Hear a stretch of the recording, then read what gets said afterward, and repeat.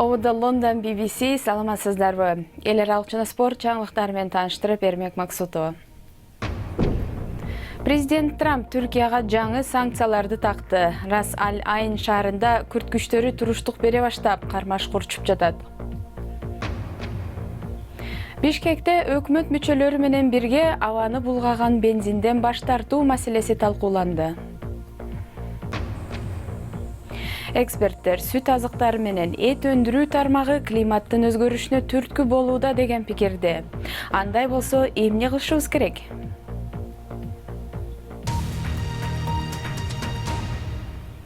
Президент Трамп түрк экономикасын талкалайм деп дагы бир жолу билдирүү жасады. Бирок жаңы тагылган санкциялар күтүлгөндөн жеңилирээк болду. Түрк лирасы тез эле кайра калыбына келди. Жүк ташыган түрк унаалары 2 министр жана 3 өкмөт расмийлери бутага алынганы айтылды. 2 өлкө ортосундагы соода алакалары токтотулду. Трамп Сириядан аскерлерин чыгарып, түрктөр менен кармашта күрттөргө далысын салып кетти делип, эл аралык коомчулук тараптан катуу кысымга алынган соң санкцияларды күчөтүүнү чечти. Президент Трамп түрк президенти Эрдоган менен байланышып, аскерий чабуулдардын тез арада токтошун талап кылганын айтты. Түркиянын түндүк чек арасындагы шаарларда кармашуулар уланууда. Сириянын мамлекеттик маалымат каражаттары билдиргендей, өкмөттүк күчтөр стратегиялык мааниге ээ делген Манбиш шаарына кирип барды. Түрк аскерлери шериктери менен аймакта чогулуп жатат. Түркия Сирия чек арасындагы Ак Чакале аймагынан кабарчыбыздын баяны.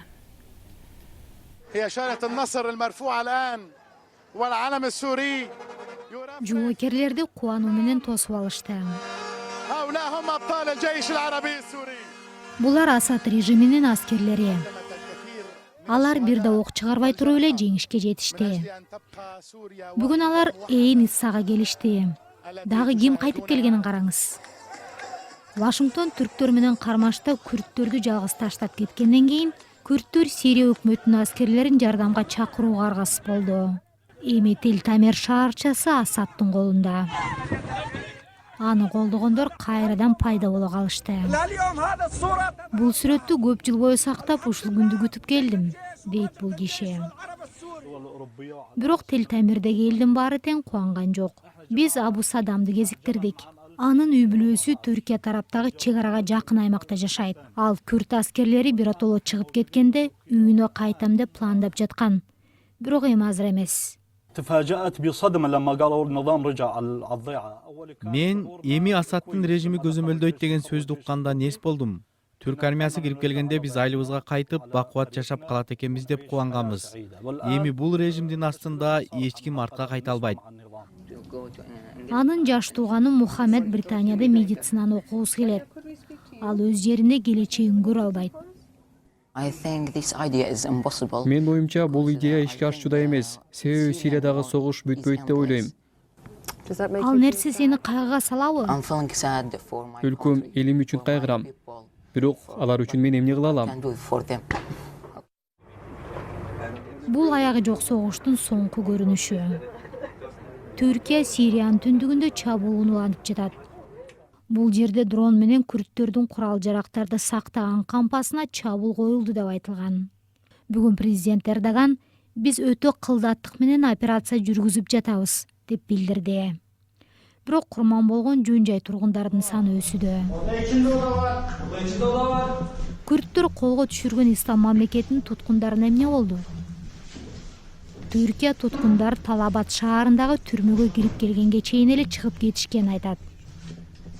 Анкара туткундарды бошотуп жибердиңер деп күрттөрдөн көрүп жатат. Бирок Түркия бул жерде коркунучтуу чыр баштап, абал тез эле көзөмөлдөн чыгып кетиши мүмкүн деген кооптонуулар бар. Сириядагы окуялардан улам АКШ Түркияга карата санкцияларды киргизди. Бул жана башка орчундук кабарларды уюлдук телефон аркылуу интернет сайтыбыздан тапсаңыз болот. Ал үчүн бизди bbc.com /кыргыз деп издеңиз. Дүйнөнүн 60 шаарында климаттык өзгөрүүлөргө каршы күрөшкө багытталган акциялар өтүп жатканда Бишкекте Green Energy экологиялык уюму өкмөт мүчөлөрүн чакырып, абаны булгаган бензинден баш тартууну талкуулады. Борбор калааны өзгөчө акыркы кышта кара туман баскандан кийин чара көрүү чакырыктары күч алды.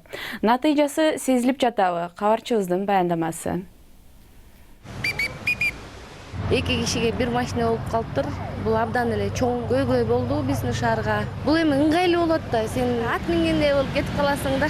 Бул экинчи скутерим, биринчи скутерим 5 жолу машина уруп кеткен. Ошого дагы моюн бербей дагы эле минем. Бишкекте скутер, велосипед тээп жумушуна каттаган шаардыктардын саны барган сайын арбып келет. Алар бир чети жолдогу тыгындан тажаса, экинчиден принципиалдуу түрдө унаадан баш тарткан. Абага да таасири жок, эч кимге да уурумда да кичинекей ээлейт. Анан негизи бул дагы менин бир кыялым, ушул Бишкек шаарынын тургундары көбү велосипед менен ушундай скутерлерге өтүп кетсе, анткени биздин сезондорубуз жакшы эле болуп атат, кар деле анча көп түшпөйт. Экологдор Бишкектин абасы Кыргызстан боюнча эң кир дешет. Алардын эсебинде абаны булгаган заттардын 80-90%-ын унаалар бөлүп чыгат. Саламаттыкты сактоо министрлигинин маалыматында жүрөк кан тамыр ооруларына 2015 жылы Бишкекте 100 000 кишиден 14 600 адам кабылса, 2017 жылы алардын саны 15 100дөн ашты. Дарыгерлер мунун себеби экологияга байланыштуу болушу ыктымал деп болжошот. Из-за того, что атмосферный воздух он загрязнен. Атмосфера кир болсо адамдын иммунитети түшөт.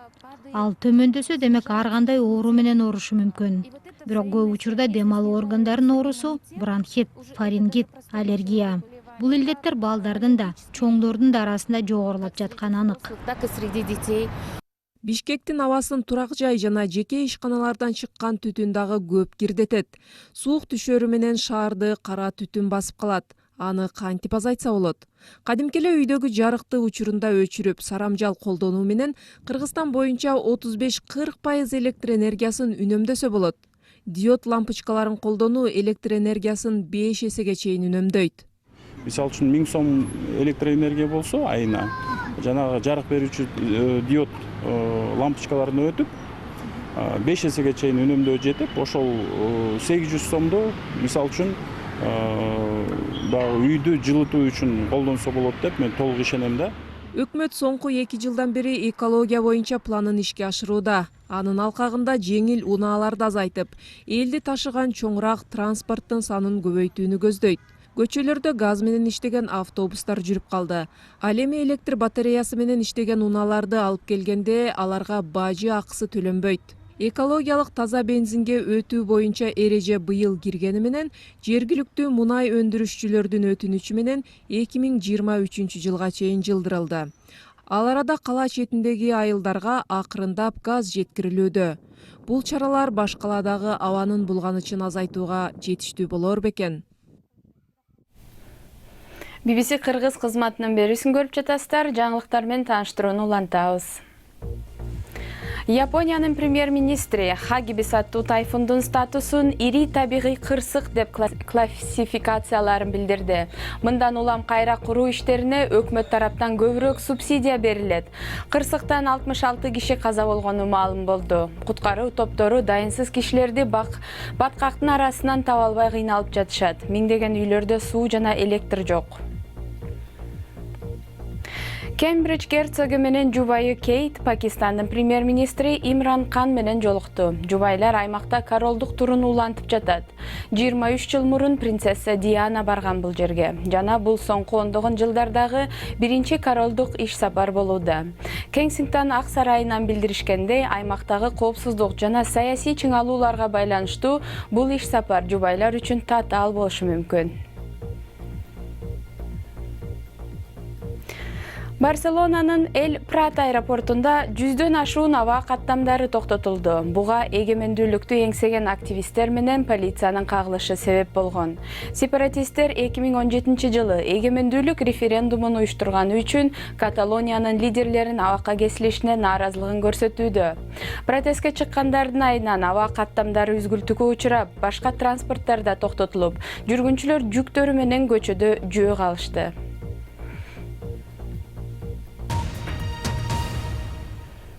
Планетаны сактап калуу үчүн эт жегенди токтотот белеңиз. Бириккен Улуттар уюмунун соңку билдирүүсүндө жалаң өсүмдүктөрдөн турган тамактанууга өтүү сунушталган. Анда глобалдык жылууланууну күчөткөн эт жана сүт продукцияларын өндүрүү кыскартылышы керек деп айтылат.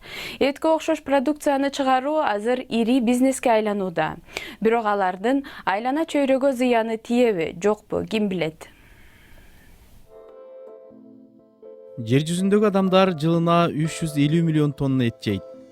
Мал чарбасы чыгарган парник газдары климаттын өзгөрүшүнө чоң салым кошот. Эт жегенди жакшы көргөндөр айлана чөйрөгө болгон терс таасирин кантип азайта алат? Лос-Анджелесте иштеген Beyond Meat компаниясы өсүмдүктөрдөн ферменттерди, майда жана протеиндерди бөлүп алып, чыныгы эттин даамындай эт чыгарууга аракет кылат. Бул жерде баардыгы бар. Амино кычкылдары, липидтер, минералдар, витаминдер жана сууда бар. Себеби жаныбардын биологунун же этинин курамы ушундай. Биз өсүмдүктөрдөн эт жасоону көздөп жатабыз. Aleph Farms уюму болсо өсүмдүктөргө да тийбейт. Алар жаныбарлардын клеткасынын жардамы менен этти толугу менен лабораторияда жасайт. Биз азыраак ресурстарды колдондук, себеби малды тамак берип чоңойтуп туруш керек. Клеткаларды чоңойтууга азыраак каражат кетет. Мындан сырткары, жаныбарларга антибиотик саюудан улам келип чыккан дарыга туруштук берген микробдор маселеси да чечилиши мүмкүн. Лабораторияда өскөн эттин 1 килограммы $2000 турат. Жана азык-түлүк коопсуздугу жагынан ырасталышы керек. Ошондуктан мындай этти жакын арада татып көрбөсөк керек. Бирок жасалма этти чыгаруу накта этке караганда зыянсыз болобу? Мындай эттин жардамы менен мал чарбасындагы метан газынын чыгарылышы азаят. Ал өз кезегинде көмүр кычкыл газынын абага бөлүнүшүн да азайтат. Кайра-кайра иштетилген азык-түлүктүн адамдын саламаттыгына тийгизген терс таасири тууралуу түрдүү талкуулар жүрүп жатат.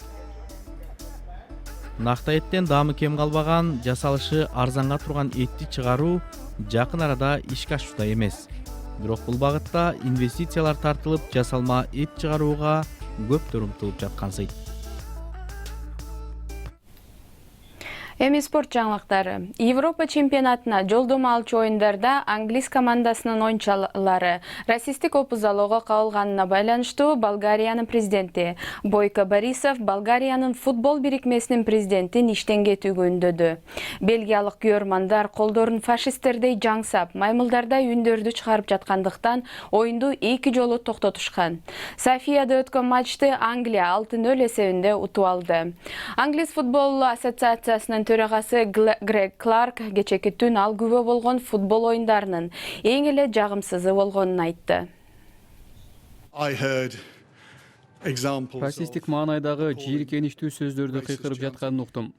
Алардын элүүдөйү кара түстө кийинип, саясий фашистти колдорун көтөрүп алганын көрдүм. Алар менден 100 метрдей алыстыкта отургандыктан анык көрө алган жокпуз, бирок жийиркеничтүү көрүндү. Роналдо кече өткөн Португалиянын Украинага каршы оюнунда тарых жасады. Анын командасы 2-1 эсебинде утулуп калды. Бирок футболчу кече түнү карьерасы башталгандан бери 700-чү голун киргизди. Гол оюндун 72 мүнөтүндө пенальти менен кирди. Ал ортодо Европа чемпионатына жолдомо алчу башка оюндарда уланып жатат. 3 жолу чемпион болгон Испания Швеция менен беттешет. Алар F группасында жеңүүчү бойдон калууну көздөйт. D группасында Ирландия Швейцария менен ойнойт. Америкалык баскетбол жылдызы Леброн Джеймс атаандаш команданын менеджерин Гонконгдогу демократияны талап кылган демонстранттарды колдогону үчүн сындады. Джеймс Леброн Хьюстон Рокетс командасынын менеджери Дэрил Морейни чала сабат деп сындады. Дэрилдин Twitter билдирүүсүнөн кийин айрым ири кытайлык демөөрчүлөр NBA топторун колдогондон баш тартты. Берүүнү ушуну менен жыйынтыктайбыз. Аны алып барган Эрмек Максутов болду. Саламатта калыңыздар.